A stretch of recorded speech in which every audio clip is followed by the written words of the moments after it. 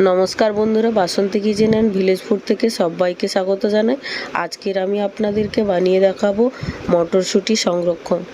এই শীতের সময় মটরশুঁটিটা বেশিই পাওয়া যায়, তো অন্য সময় এই মটরশুঁটি পাওয়া যাবে না। তো এই রকম শীতের সময় বেশি করে কিনে নিয়ে, এখন মটরশুঁটির দামও কম, তো বেশি করে কিনে নিয়ে আপনারা এই রকমভাবে সারা বছরই ব্যবহার করতে পারবে প্রত্যেকটা রেসিপিতে। তো এর স্বাদ ও রং দুটোই একই থাকবে। তো আমি কিভাবে বানাচ্ছি সেই রকমভাবে আপনারা বানাতে থাকুন, তাহলে দেখবেন শীত, গ্রীষ্ম, বর্ষা সব সময়ই জন্য এই মটরশুঁটিটা ব্যবহার করতে পারবেন। তো তাহলে চলুন আমি কিভাবে বানাচ্ছি দেখতে থাকুন। তো প্রথমেই আমি 2 কেজির মতো এরকম মটরশুঁটি নিয়ে নিয়েছি। তো এই মটরশুঁটিগুলোকে আমি ধুয়ে ভালো করে পরিষ্কার করে নিয়ে চলে এসেছি, যেহেতু পরে আর ধোবো না তার জন্য। তো আমি একটা পাত্র নিয়ে নিয়েছি। তো এরপর মটরশুঁটিগুলো ঠিক এইভাবে ছাড়িয়ে নিচ্ছি, দেখুন। তো কাঁচা অবস্থায় এর রং বা স্বাদ কীরকম আপনারা তো অবশ্যই জানেন। তো এই রকমভাবে আমি সবগুলোকে ছাড়িয়ে তারপর আপনাদের সামনে আবারও ফিরে আসছি। তো দেখুন সবগুলোই মটরশুঁটি আমার ছাড়ানো হয়ে গেছে।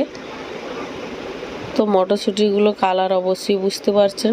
তো এই রকম কালারই পরে দেখতে পাবেন আপনারা।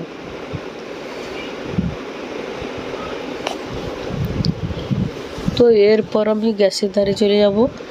তো গ্যাসটাকে অন করে একটা কড়া বসিয়ে দেবো।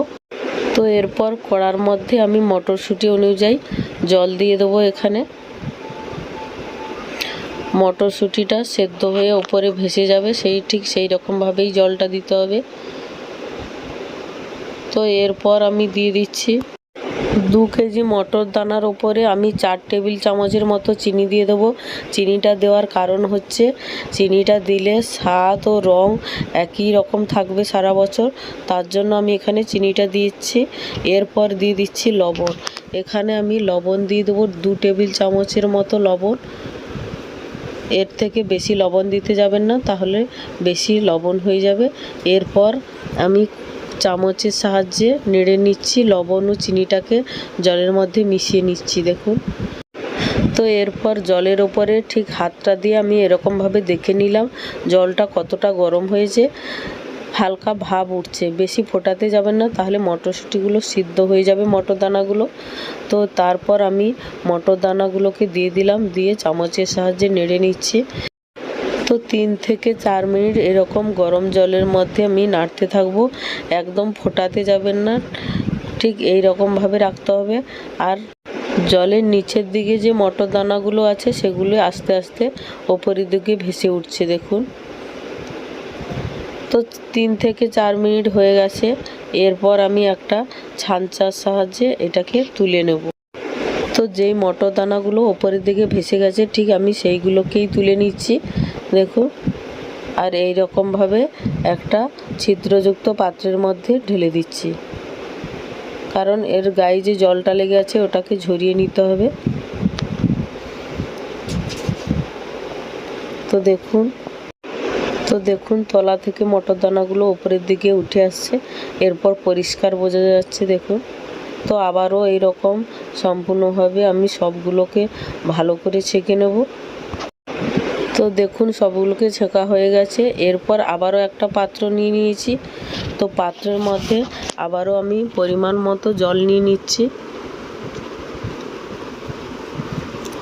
তো এরপর আমি যেটা নেব সেটা হচ্ছে বরফ। তো বরফগুলো একে একে আমি এই জলের মধ্যে দিয়ে দিচ্ছি। আর এই গরম থেকে মটর দানাগুলো তুলে নিয়ে ঠিক এই রকম বরফ গলা জলের মধ্যে দিয়ে দিতে হবে। তো আমি সবগুলো বরফকে এরকমভাবে দিয়ে দিচ্ছি।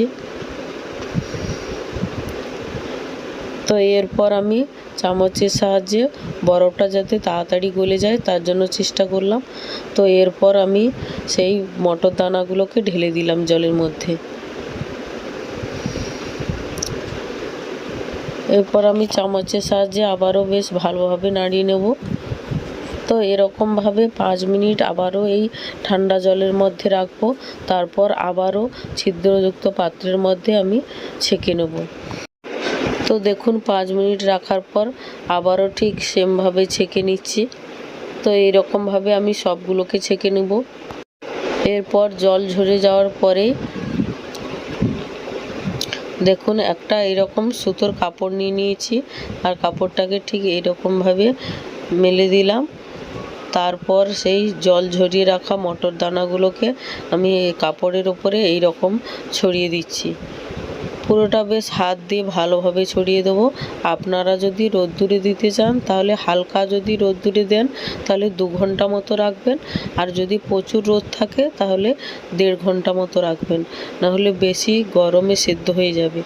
তো তারপরেও আমি ওপর থেকে আবারও একটা কাপড় দিয়ে ঠিক ওপরের দিকে যে জলটা আছে এই জলটাকে আমি ঠিক এই রকমভাবে ঘষে ঘষে হাত দিয়ে ওপরের জলটাকে শুকিয়ে নেব, তাহলে তাড়াতাড়ি আরও জলটা শুকিয়ে যাবে। তো এই রকমভাবে, আর আপনারা যদি ফ্যানের তলায় রাখেন তাহলে 2 ঘন্টা মতো রেখে দেবেন।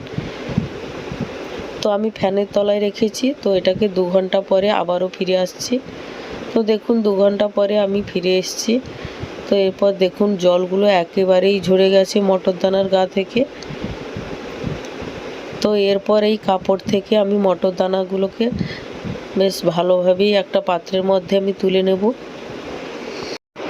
তো দেখুন এইরকমভাবে আমি তুলে নিচ্ছি সবগুলোকে। তো দেখুন সবগুলোকে তোলা হয়ে গেছে। এরপর এটা সংগ্রহ করে কার মধ্যে রাখবো সেটা আপনারা দেখতে থাকুন।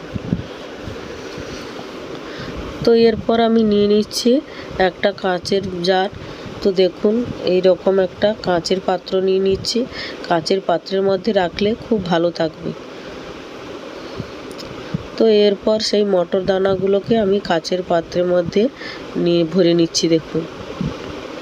তো এই রকমভাবে পুরো বয়ামটাকেই আমি ভরে নেব। আর যদি বয়াম ভর্তি করে বেশি থাকে তাহলে আবারও একটা প্যাকেটের মধ্যে সংরক্ষণ করে আপনাদেরকে দেখাবো।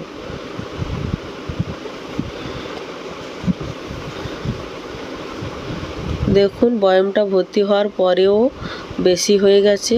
তো এটাকে আমি একটা প্লাস্টিকের মধ্যে রেখে দেবো। তো এরপর চাপাটাকে বেশ ভালোভাবে আঁটিয়ে নিতে হবে। যদি এই কাঁচের বয়ামের মধ্যে রাখেন তাহলে নর্মাল ফ্রিজে রেখে দেবেন, তাহলে অনেক দিন পর্যন্ত থাকবে। তো এই রকম কালার বা এর স্বাদ একইভাবে থাকবে। আর যেটা এটা বেশি হয়ে গেছে দেখুন, এর আমি একটা প্লাস্টিক নিয়ে নিচ্ছি। দেখুন এই রকমভাবে একটা প্লাস্টিক নিয়ে নিচ্ছি। এবার প্লাস্টিকটার মধ্যে আমি সবগুলো মটর দানাকে রেখে দিচ্ছি দেখুন।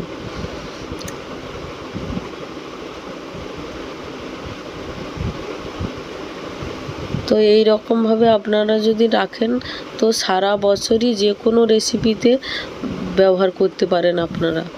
তো এরপর আমি এই রকমভাবে চিপে চিপে হাওয়াগুলোকে বের করে দিচ্ছি দেখুন। এই রকম হাত দিয়ে চেপে চেপে হাওয়াটাকে বের করে দিচ্ছি। তো হাওয়াটা বের করা হয়েছে। তারপর প্লাস্টিকের মুখটাকে ঠিক এই রকমভাবে পেঁচিয়ে পেঁচিয়ে তারপর একটা গার্ডার জড়িয়ে নেব দেখুন।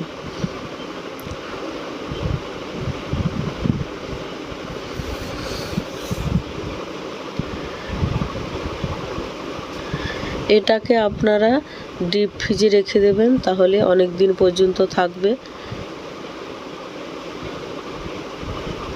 তো এই রকমভাবে আপনারা বানিয়ে নেবেন, দেখবেন খুবই ভালো লাগবে। যে কোনো রেসিপিতে ব্যবহার করতে পারেন, আর খুব সহজেই বানানো হয়ে যায়। আপনারা তো দেখলেন। তো অবশ্যই যদি আমার এই রেসিপিটা ভালো লেগে থাকে লাইক কমেন্ট শেয়ার করবেন এবং সাবস্ক্রাইব করে আমার পাশে থাকবেন। ভালো থাকবেন, সুস্থ থাকবেন। দেখা হচ্ছে আবারও কোনো এক রেসিপি নিয়ে। নমস্কার, টাটা।